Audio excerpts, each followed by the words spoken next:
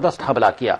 PM ने कहा कि मनरेगा में हुई बदनवानी के सबब ही कांग्रेस का सफाया हुआ। बदनवानी, काला धन और मजहबी रवादारी जैसे कई इश्यूज पर मोदी ने अपनी बात रखी। मोदी के बयान से यह समझा जा सकता है कि मुल्क किस सही सिमत में जा रहा है। क्या मोदी मार्केट और मुल्क की अक़लियतों का भरोसा जीत पाए हैं? क्या मोदी हुकूमत में अच्छे दिनों का सपना पूरा होगा? इसी से मुताल्लिक बहुत सारे सवालात हैं। इन्हीं मौज़ूआत पर बातचीत के लिए हमारे साथ स्टूडियो में मौजूद हैं सहारा उर्दू मीडिया के ग्रुप एडिटर जनाब सैयद फैसल अली साहब। आपका आलमी समय स्टूडियो में खैर मकदम है। शुक्रिया। और इनके अलावा हमारे साथ फोन लाइन के जरिए गुफ्तगू में शामिल हो रहे हैं बीजेपी के तर्जुमान दयाशंकर सिंह साहब, कांग्रेस के तर्जुमान चंदन यादव जी, और हमारे साथ खालिद रशीद फिरंगी महरी साहब भी दरमियान में गुफ्तगू में शामिल हो रहे होंगे, मारूफ मजहबी रहनुमा, और राज्यसभा के साबिक रुकन मोहम्मद अदीब साहब भी गुफ्तगू में शामिल हो रहे होंगे फोन लाइन के जरिए। तो आइए शुरू करते हैं अपना खुसूसी प्रोग्राम हालात हाजरा।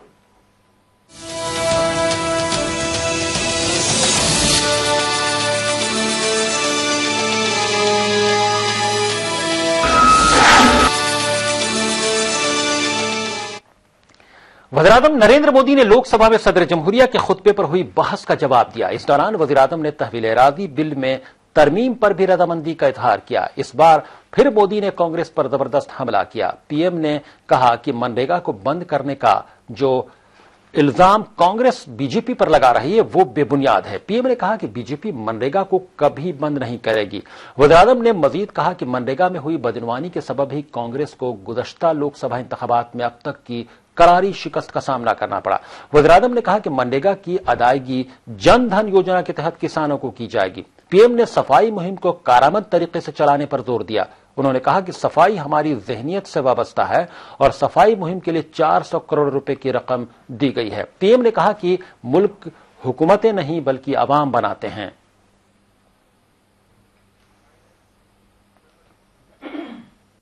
यही बात है, इतना लैंड एक्विजिशन एक्ट लेकर के मैदान में गए थे, हिस्ट्री में कांग्रेस की इतनी कम सीटें कभी नहीं आई थी इतिहास में। इवन आपातकाल इतना भयंकर संकट था, लेकिन कांग्रेस के हाल इतने बुरे नहीं हुए थे जितने इस बार हुए। अगर एक्ट के कारण आप जीतने वाले होते और किसानों को पसंद आया होता तो आप जीत जाते हैं। और इसलिए कृपा करके आप वो तर्क बोलने के लिए ठीक लगता है, उस तर्क से आप सत्य को सिद्ध नहीं कर सकते। मेरी राजनीतिक सूझबूझ कहती है कि मनरेगा कभी बंद मत करो।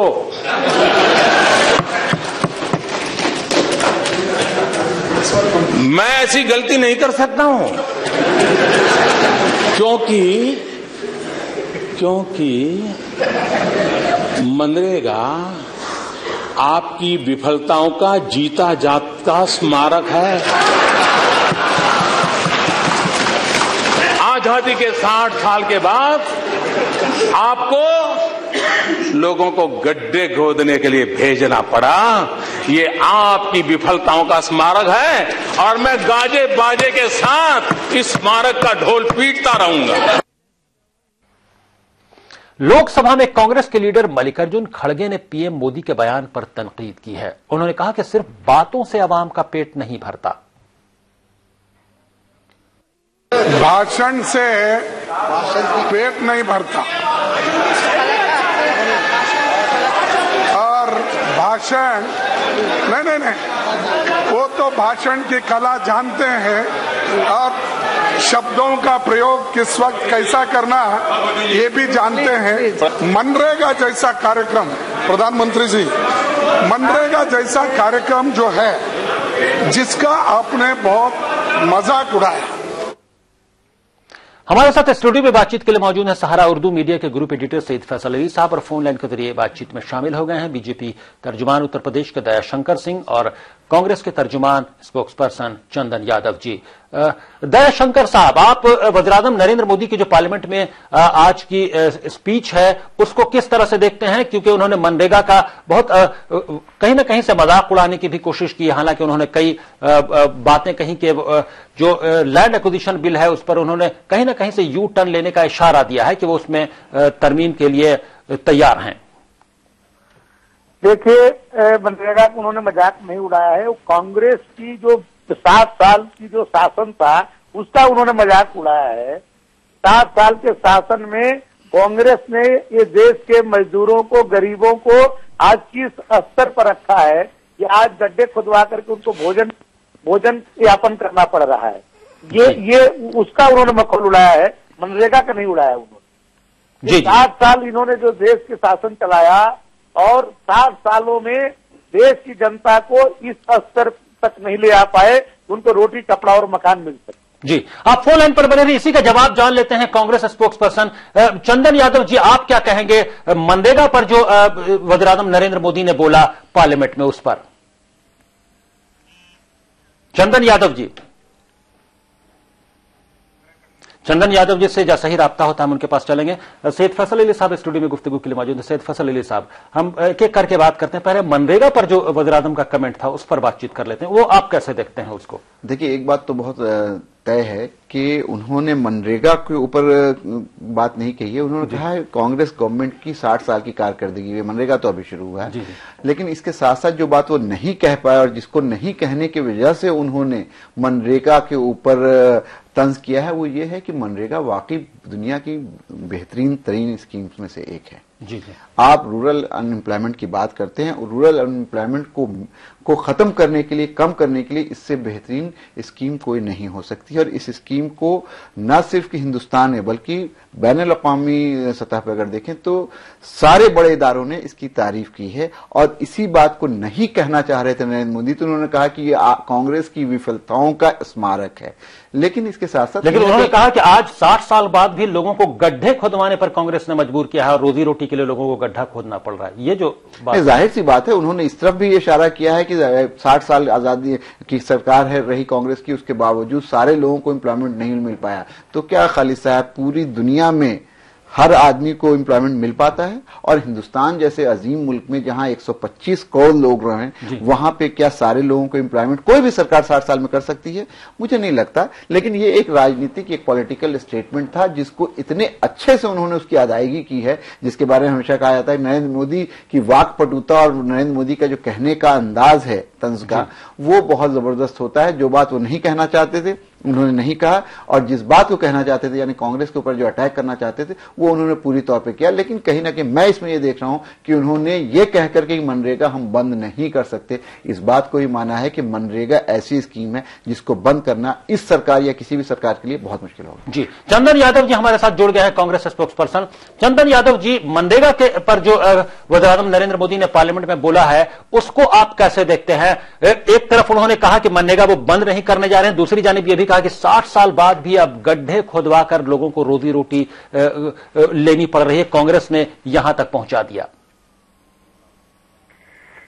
देखिए, मुझे लगता है कि अगर आप मनरेगा की बात करें, इस पर बहुत सारी स्टडीज की गई है और उसके स्टडीज का परिणाम उन्होंने, मुझे लगता है, अगर मुझे ठीक तरीके से याद है तो 2-3 स्टडीज जो क्रेडिबल संगठन ने मनरेगा को लेकर के किया है, उसमें से एक जो माइग्रेशन होता था लोगों का, वो हुआ था। खास करके बिहार और उत्तर प्रदेश की स्टडी मुझे याद आ रहा है, जब उन्होंने कहा जो एक लेबर पूरा यहाँ से वहां जाता था, जो माइग्रेशन पर कहीं ना कहीं आ जाएगी।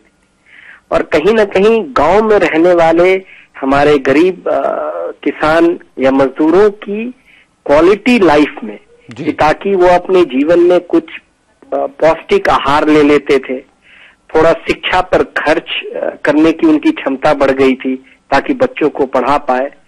तो ये देखिए, मनरेगा जो यूपीए सरकार ने शुरू किया था, इसका मात्र एक लक्ष्य था कि लोकली कि एक मजदूर यहाँ से खास करके जो गरीब राज्य हैं बहुत दूर दूर तक जाते थे। ये मनरेगा की जो पॉजिटिव बातें आप बता रहे हैं वो शायद वज़ीर-ए-आज़म नरेंद्र मोदी भी उसको समझ रहे हैं, शायद इसीलिए उन्होंने कहा कि मनरेगा वो कतई बंद नहीं करना चाहते और न बंद करेंगे। लेकिन उसको उन्होंने दूसरे अंदाज में कहा कि ये कांग्रेस की नाकामी का एक स्मारक है, उसे वो ढोल बाजे गाजे के साथ जिंदा रखना चाहेंगे। देखिए, अगर आप प्रधानमंत्री की पूरी बातें सुने तो ये अजीब तरह का कंट्रडिक्शन है। जब उन ये भी मानते हैं, अगर वो उनको ये लग रहा है प्रधानमंत्री बनने के बाद कि मनरेगा से सिर्फ देश में गड्ढा खोदा जा रहा है और वो कहते हैं कि हम देश हित में काम करेंगे, देश सबसे बड़ा है, तब तो उनको ये बदलना चाहिए। ये आयरनी, ये कॉन्ट्राडिक्शन, ये सरकाज़म मुझे लगता है कि ये शोभा नहीं देता है प्रधानमंत्री को। उनको ये तो दोनों चीज कह रहे हैं, ये कह रहे हैं कि वो कंटिन्यू भी करेंगे, तो बहुत सारे चीज उन्होंने हमारे प्लानिंग कमीशन को डिसमेंटल किया, उनको लगा कि ये काम नहीं कर रहा है, तो इसमें क्या उनको है? ये तो मुझे इनको तो जवाब देना पड़ेगा, आप क्यों कंटिन्यू करना चाहते हैं? जी जी। जब आपको ये लगता है कि मनरेगा से सिर्फ देश में गड्ढा खोदा जा रहा है जी, तो तब वो कंटिन्यू करना क्यों चाह रहे हैं? जवाब, आपका सवाल वैलिड लगता है, इसका जवाब जानने की कोशिश करते हैं। दयाशंकर सिंह साहब हमारे साथ उत्तर प्रदेश के कांग्रेस के स्पोक्स पर्सन मौजूद है। दयाशंकर सिंह साहब, अब इस सवाल का जवाब क्या है बीजेपी के पास?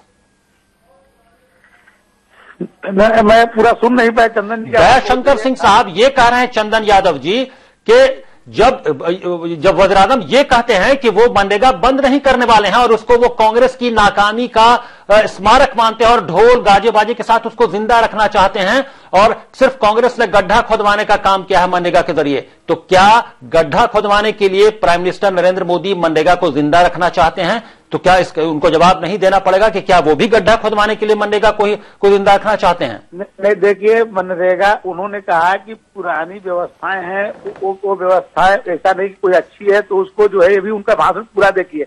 उन्होंने अपने आगे के भाषण में कहा कि कोई पुरानी सरकार ने कोई अच्छा काम किया है तो उसको कोई भी किया हो तो उसको बंद नहीं किया जाएगा, उसको आगे बढ़ाने का काम किया जाएगा। मनरेगा में जो कमियां हैं, जिसमें भ्रष्टाचार है, मनरेगा में लूट जो मची थी, उन्होंने कहा है कि कंक्रीट काम हो, ये नहीं कि केवल मिट्टी खोद करके केवल जो है एक तरह से भ्रष्टाचार के गड्ढा बना दिया जाए, ऐसा नहीं। देखिएगा, इसमें उन्होंने कहा उसको बदलाव उसमें किया जाएगा, लेकिन योजनाएं बंद नहीं की जाएगी। उसमें जो भ्रष्टाचार वाला जो पार्ट है उसको बंद किया जाएगा, क्योंकि एक तरह से इसमें आप देखते होंगे कि गाँव में जिस तरह से भ्रष्टाचार मचा, बिना काम किए फर्जी जॉब कार्ड बना करके। चलिए, वो तो सबने देखा, इसमें कहीं ना कहीं से करप्शन इसमें जरूर रहा है, लेकिन चलिए ये बहुत लंबी गुफ्तगू है। बात कर लेते हैं लैंड एक्विजिशन पर। कहीं ना कहीं से वो भी वज़ीर आज़म बोलते हुए उस पर उन्होंने ऐसा लगा कि बैकफुट पर वो गए हैं और उसमें अमेंडमेंट की बात कही है, कहीं ना कहीं से यू टर्न का भी इशारा मिला है। क्या लगता है?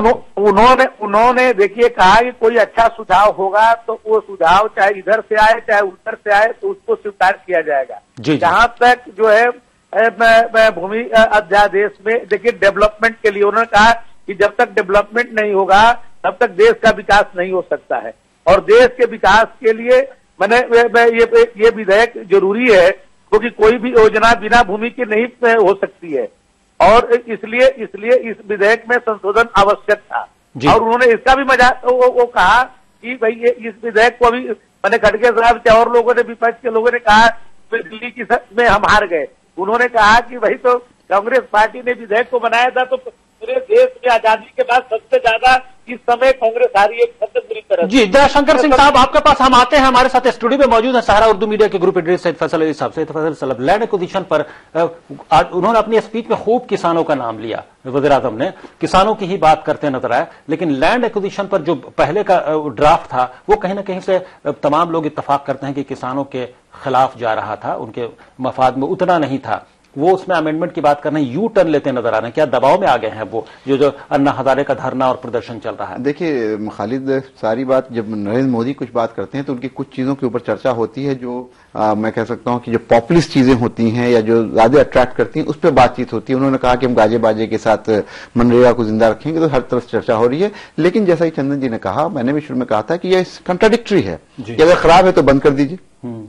आपने बहुत सारी चीजों को चेंज किया है, रेलवे से लेकर के प्लानिंग कमीशन तक, तो ये कंट्राडिक्टरी। उसी तरह से मैं देख रहा था उनकी स्पीच की, जब वो बात कर रहे थे तो उन्होंने ये कहा कि अगर ये बिल जो लेके आई थी कांग्रेस की सरकार, यूपीए की सरकार, इतना अच्छा होता तो वो चुनाव नहीं हारते, यानी कि खराब था।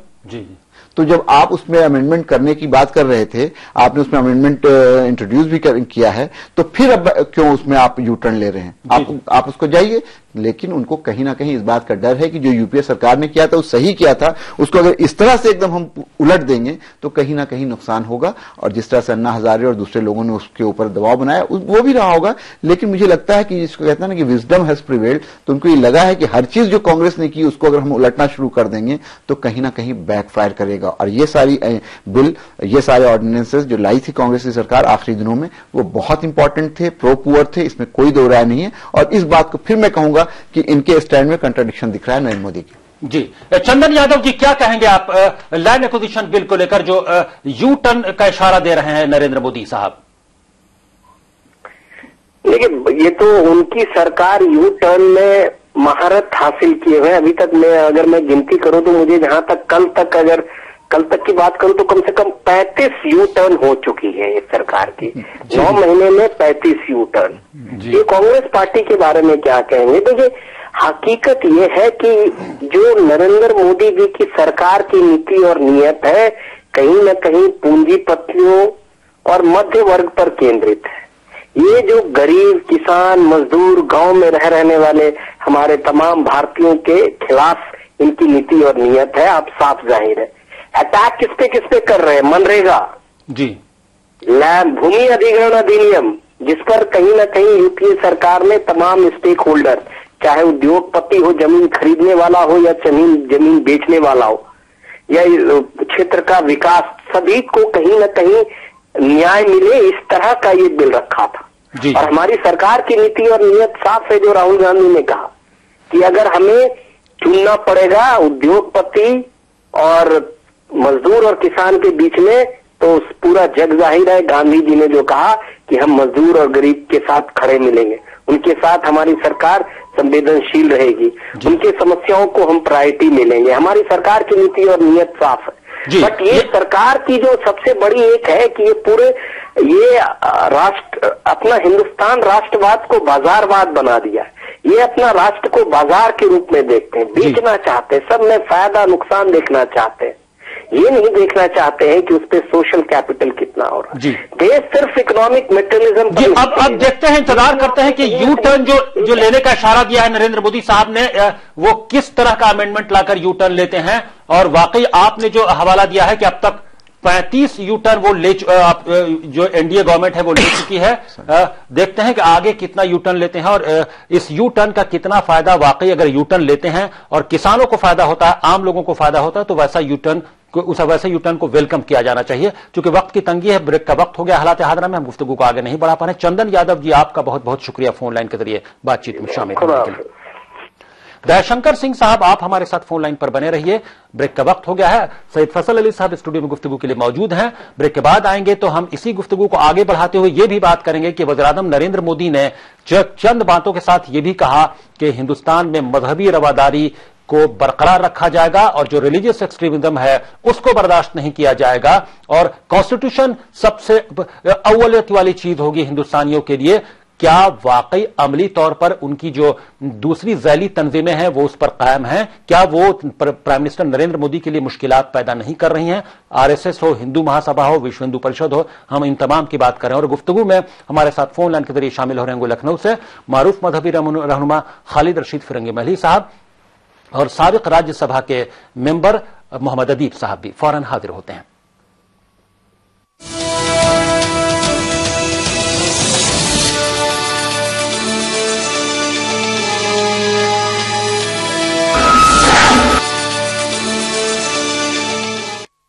हिंदुस्तान की शान उर्दू का तर्ज बयान, समाज का आईना, हालात का तर्जुमान, आपके मसाइल आपकी जबान, खबरों की समझ इंसाफ का कारवां, आलमी समय सच की पहचान।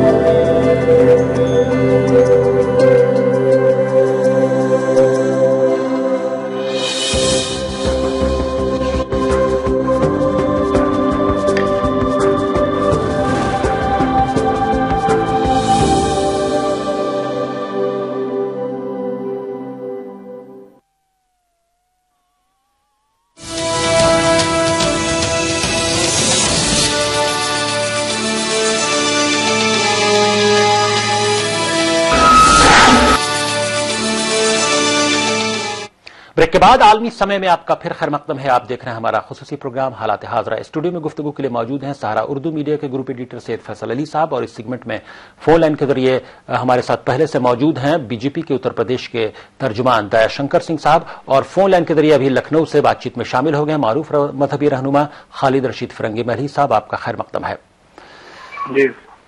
रिलीजन के इशू पर पीएम मोदी ने एक बार फिर पार्लियामेंट में अपना कमिटमेंट दोहराया है। क्या कहा उन्होंने, आइए सुनते हैं। हमारे देश में राजनीतिक कारणों से संप्रदाय का जहर घुलता चला जा रहा है, और आज से नहीं चला जा रहा है, लंबे अरसे से चला जा रहा है, जिसने देश को तबाह करके रखा हुआ है। मेरी सरकार का एक ही धर्म है, इंडिया फर्स्ट।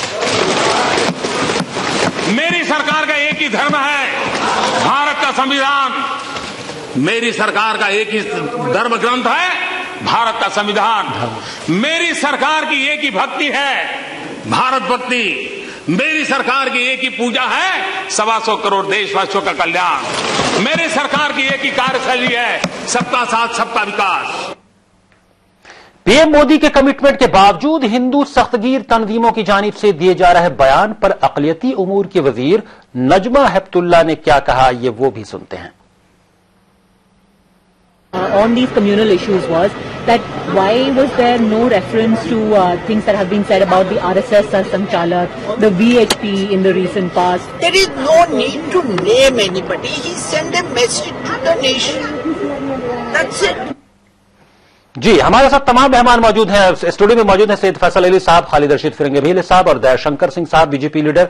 खालिद रशीद फिरंगी महली साहब, आप क्या कहेंगे? नरेंद्र मोदी साहब ने जो कमिटमेंट दिखाया है कि कॉन्स्टिट्यूशन फर्स्ट, वो धर्म ग्रंथ है हिंदुस्तान का, उनके लिए, उनकी पार्टी के लिए, और इंडिया फर्स्ट, तमाम तरह के, और मजहबी रवादारी की बात उन्होंने कही कि सांप्रदायिकता ने जहर घोल दिया और मुल्क को बर्बाद कर दिया है, तबाही के दहाने पर खड़ा कर दिया है। अमली तौर पर कितना रोकते हुए वो नजर आते हैं, क्योंकि उनकी ही वैली तंजीमें, उनकी ऑर्गेनाइजेशन की, उनको परेशान करके रखा हुआ उन्होंने, उनको कहीं ना कहीं से उनको एम्बरास करते रहते हैं।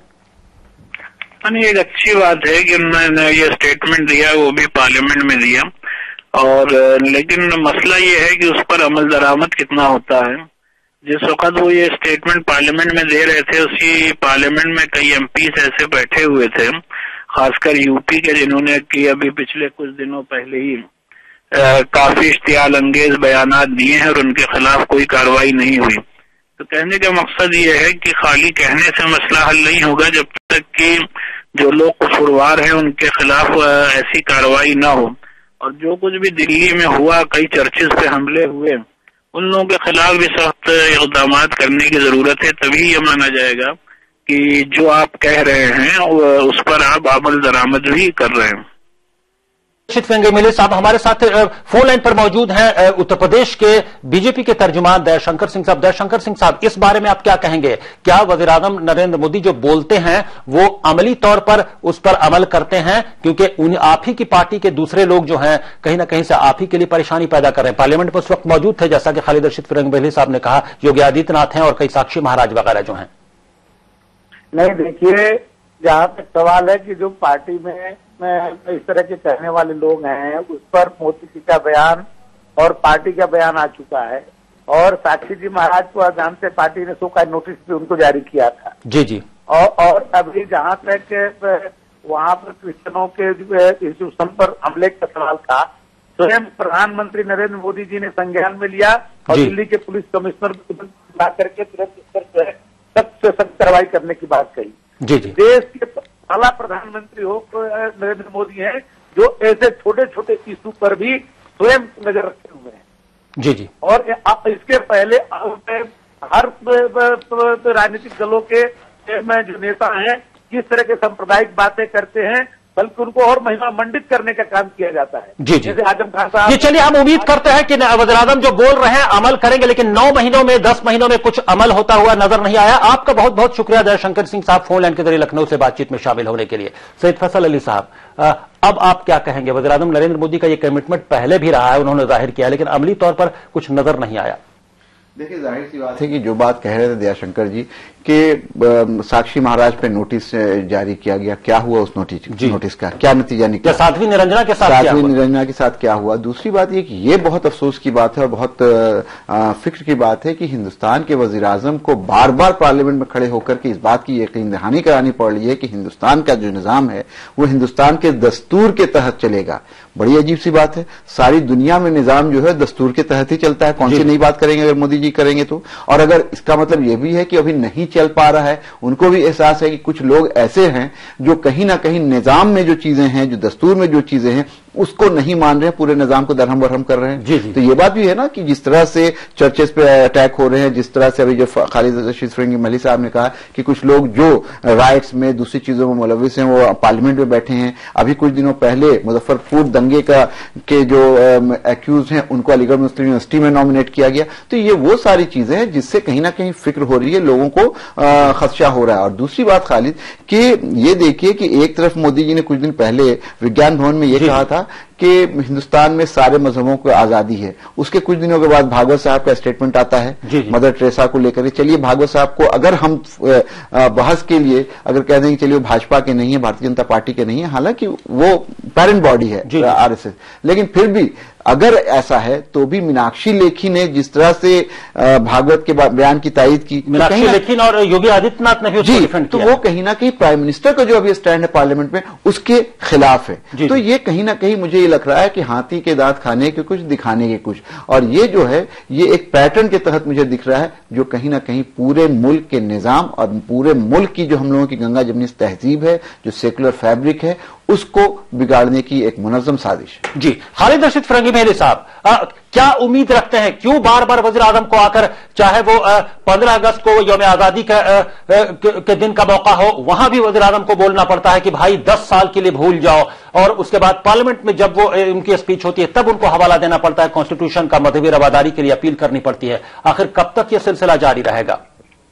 नहीं, ये बात सही है, जैसे कि अभी फैसल साहब ने बात कही कि प्राइम मिनिस्टर को बार बार ये बात इंश्योर करनी पड़ रही है, कहना पड़ रहा है कि हमारा मुल्क दस्तूर और कॉन्स्टिट्यूशन के मुताबिक चलेगा।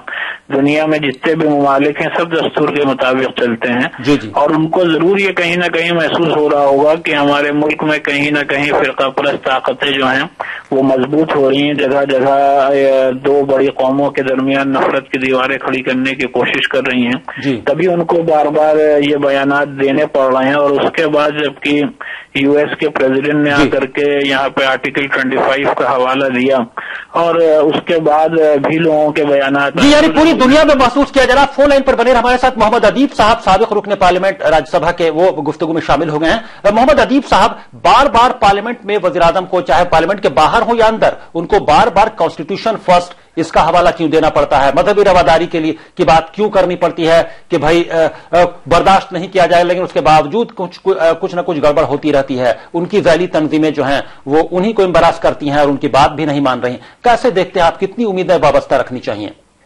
देखिए, जहां तक मेरा अपना ख्याल है कि वो सिर्फ जबान से इस्तेमाल कर रहे हैं, अमल नहीं करना चाहते। उनको उनकी आज जो पार्लियामेंट की तकरीर है उसको आप जो समझे, मैंने तो ये समझा कि वो इस तरह से लग रहा था कि वो सदन में नहीं बोल रहे हैं बल्कि किसी रामलीला मैदान में तकरीर कर रहे हैं इलेक्शन की। जी। हर जगह उनका कहना यह था कि मैं यहाँ गया, मैंने ये किया, और पटना में गोलियां चल रही, खून की नदियां बह रही थी और मैं खड़ा था। देखिए, प्राइम मिनिस्टर कोई चीज नहीं कहता, वो कहता है कि मेरी सरकार ने ये किया है। जी। या मेरी हुकूमत ने ये किया है।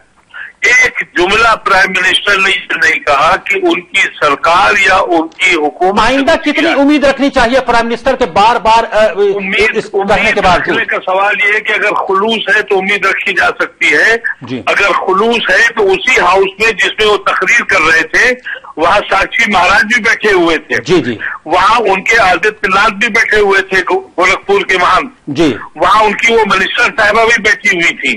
साध्वी निरंजना। ये कहना चाहिए था जी कि मेरे कुलीग्स ने, मेरे मंत्रालय के लोगों ने जो बोला है मैं उसके लिए माफी चाहता हूँ। जी। और मैं उसके खिलाफ एक्शन लेना चाहता हूँ।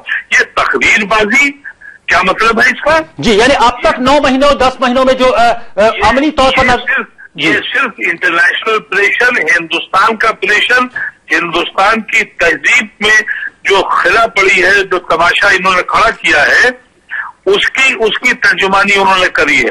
उन्होंने कहीं भी ये नहीं कहा कि मेरे मंत्रियों ने, मेरे एमपीज ने जो बोला। आपने बहुत अच्छा नुक्ता उठाया है। क्या ही खूब होता कि वज़ीर-ए-आज़म ये कहते कि उनकी पार्टी के एमपीज, उनके वज़रा ने जो कुछ किया है उसका उन्हें अफसोस है, उसके लिए वो माफी मांगते हैं और आइंदा ऐसा नहीं होगा। इस यकीन दहानी के साथ अपनी बात रखते कि कॉन्स्टिट्यूशन सबसे पहले मजहबी रवादारी की बात करते। चूंकि वक्त की तंगी, हम गुफ्तगू को आगे नहीं बढ़ा पा रहे हैं। मोहम्मद अदीब साहब और खालिद रशीद फिरंगी मिली साहब, आप दोनों का फोन लाइन के जरिए गुफ्तगू में शामिल होने के लिए बहुत बहुत शुक्रिया। सैयद फैसल अली साहब, आपका भी स्टूडियो में तशरीफ लाने के लिए और हालात हादरा में शामिल होने के लिए बहुत बहुत शुक्रिया। शुक्रिया खालिद साहब। हालात हादरा में अभी बस इतना ही। आप आलमी समय को इंटरनेट पर भी देख सकते हैं। लॉग ऑन करें www.samaylive.com। फिलहाल खालिद रजा को दीजिए इजाजत, मगर आप देखते रहिए आलमी समय।